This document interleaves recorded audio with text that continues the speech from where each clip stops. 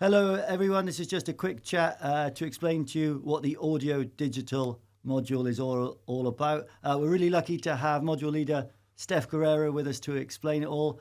And Steff is a legend of the audio-digital world, used to be a radio producer and presenter at the BBC, is an award-winning podcast maker, and is the star of an amazing podcast called The Socially Distant Sports Bar. Steff, tell us about the audio-digital module. Yeah, it's playing to my strengths. It's the one where we're going to talk about podcasting, about social media, the crossovers between those, look at how we can create really interesting video content, whether that's on social media or YouTube, whether you count YouTube as social media, the way that podcast industry now blends with the YouTube world is a fascinating one. So we'll be looking at that. And I think to sort of do that really well, looking at the previous iterations of radio, why that's still relevant as well.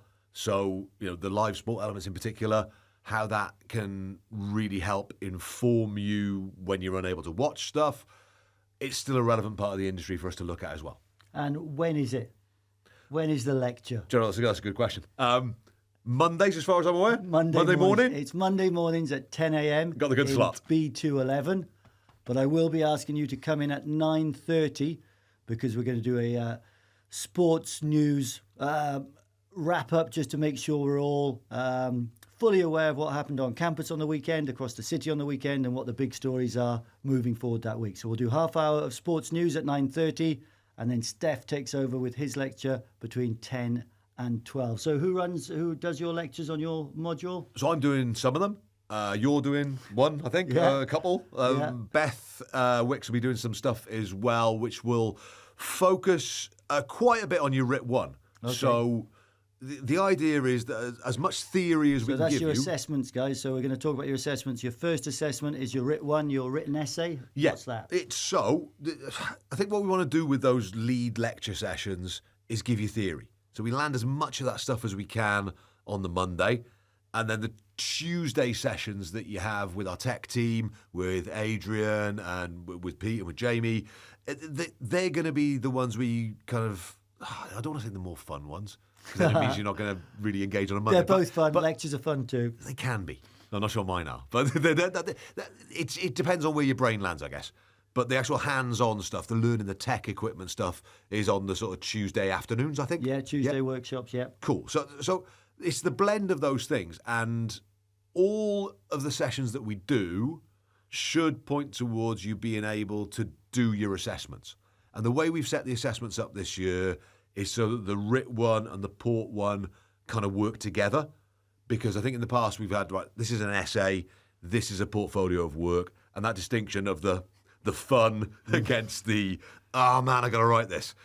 And we wanted to limit that down. I also don't want you to cheat and copy last year's stuff because we'll catch you, but also because what are you going to learn from that? So we changed the assessments a little bit this time round. So the RIT 1 is going to be a plan. It's going to be a marketing plan that helps you bring in some of the theory, some of the industry knowledge and the academic reading that we're going to give you in those lead sessions or to do sort of around those lead sessions. And it will be a profile and an outline for your portfolio. So we want you to create a podcast because those podcasts now incorporate YouTube, they incorporate social media. So within that portfolio, you're going to be creating a podcast from scratch, publishing that, making 3 episodes. I want them all on YouTube as well. So the way that you might be watching this one or listening to us right now, those options are there for your viewers or listeners. And then you've got to create 2 social media accounts as well and publish a bunch of videos. I think it's 24 in total from those episodes. Yeah. But they can be little snippets. You'll be watching this now and you'll find bits of this conversation we're having now that would work as a snippet. And that's what we want you to be thinking about. So your RIT 1 is your plan for that. And I'll be talking you through some of that. Beth will be talking you through some of that and how you can land that really well. And then your portfolio needs to follow that RIT. And the difficulty with that is it means you've got to work all term But that's what I want you to do. I don't want you to be thinking of, what are the dates? Hang on, I've got the dates written down here. So your RIT 1, 22nd of November. That's due Friday, in. 22nd November, that has to be in. And Friday, the 20th of December. 20th of December. So think of that as a start point, right? That's when your portfolio needs to be in. If you're doing your portfolio that week, you're not having a fun Christmas. Yeah. And we got Newsweek. Yeah, it's not going to work. So we want you to be working on it all term. So your RIT 1 and your Port 1 blend together, and it should just be this, I can't think of the right word, but a holistic experience throughout the entire term. And this might be where you do it, in this podcast room. You might decide to do it here. I would definitely recommend you get in here and you learn how it works. Because if you're looking at video content, we've got a bunch of cameras around the room here, camera right in front of us there as well. And it will make your life, this is here to make your life easier. Don't make your life harder.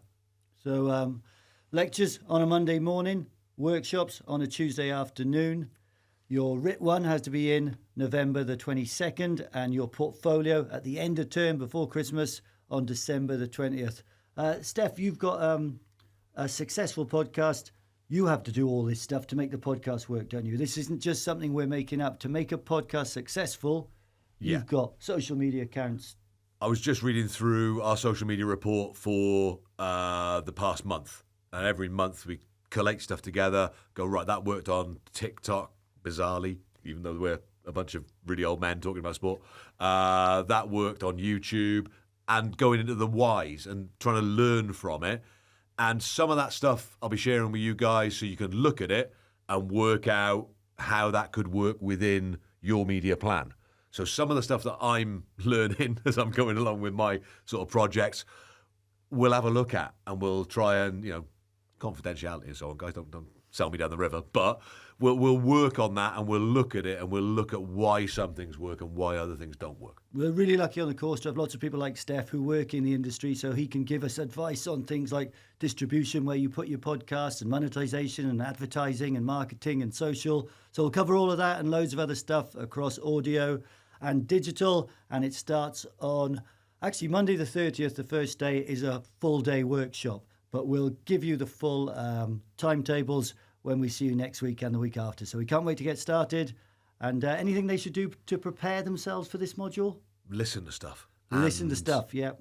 When you're on your phone scrolling, think of why you stopped on that video. Okay, good advice. If you're listening to something and you get bored, think about why it was boring. Was it rubbish audio quality or boring guests? And like Steff said, when you're looking through social and something stops you, grabs your attention, what was it? Okay, great. See you soon.